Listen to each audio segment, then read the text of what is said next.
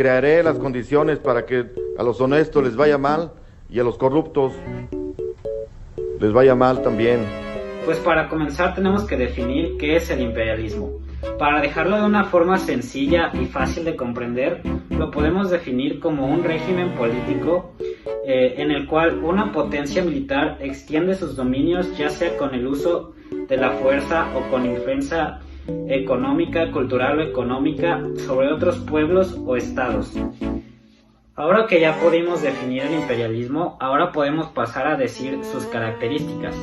Entre estas se encuentran la concentración de producción y capital, lo cual creó monopolios.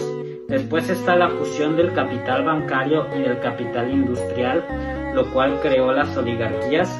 Después está la exportación de las riquezas, contrariamente al transporte de las mercancías.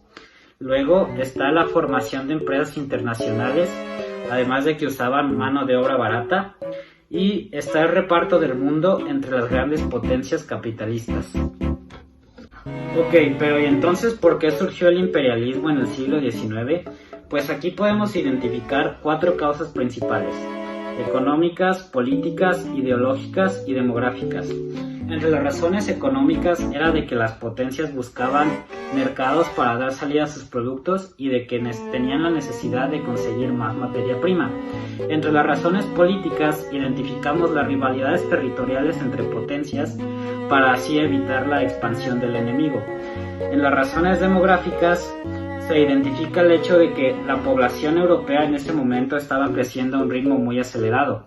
Entonces las potencias buscaban compensar ese exceso de población consiguiendo más territorio. En las razones ideológicas destaca de que los europeos tenían la idea de que eran una raza superior y que por ende estaba bien el dominio de las razas que ellos creían que eran inferiores. Y finalmente podemos identificar las 4 formas de dominación del imperialismo, las cuales son colonias, dominios, protectorados y concesión. En el de colonias nos referimos a territorios totalmente sometidos a la soberanía de la potencia. En el de dominios nos referimos a los territorios que gozaron de completa política interna, pero sin embargo la metrópoli se encargaba de toda la política externa. En el de protectorado nos referimos igualmente a territorios que gozaron de política interna y que la metrópoli decidía la política externa, pero además esta explotaba sus recursos. En el de concesión nos referimos a territorios los cuales tenían su independencia siempre y cuando entregaban algo, como puede ser la concesión de puertos o de lugares estratégicos. ¡Fuchi! ¡Bácala! La conquista de Argelia.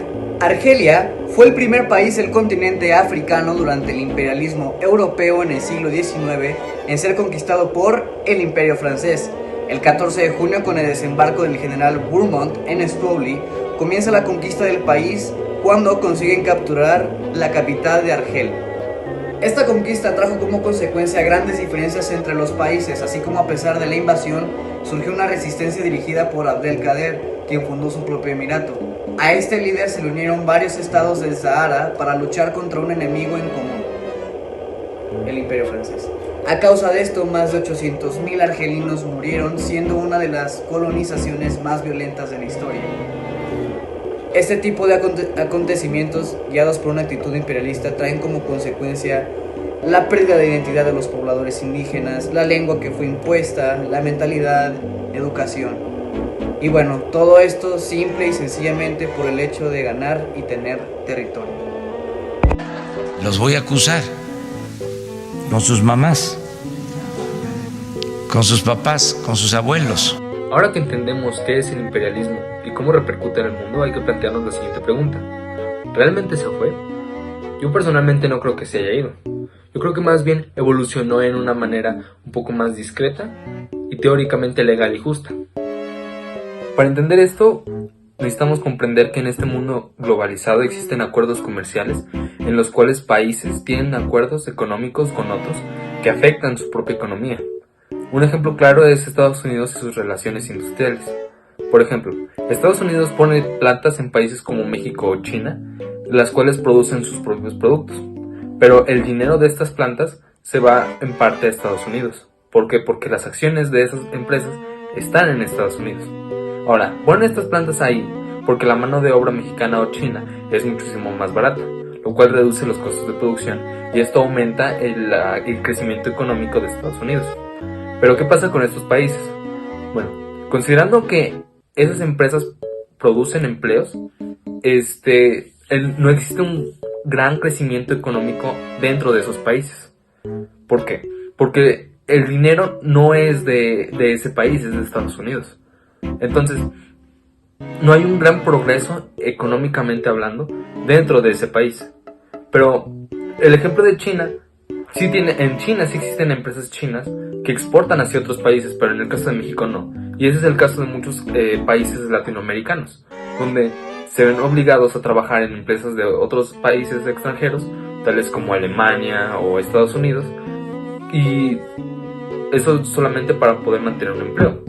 Ahora, ¿por qué no conviene crear empresas en México?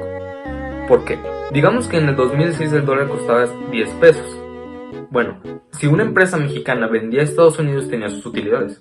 Ahora en el 2020 el dólar cuesta 20 pesos.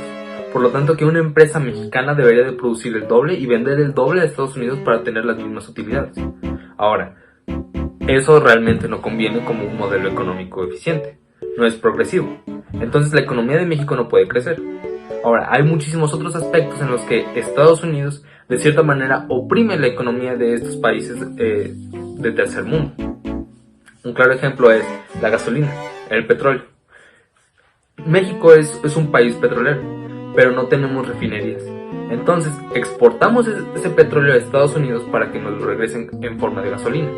Claro que esto tiene un costo, pero esto beneficia más a Estados Unidos que al propio México.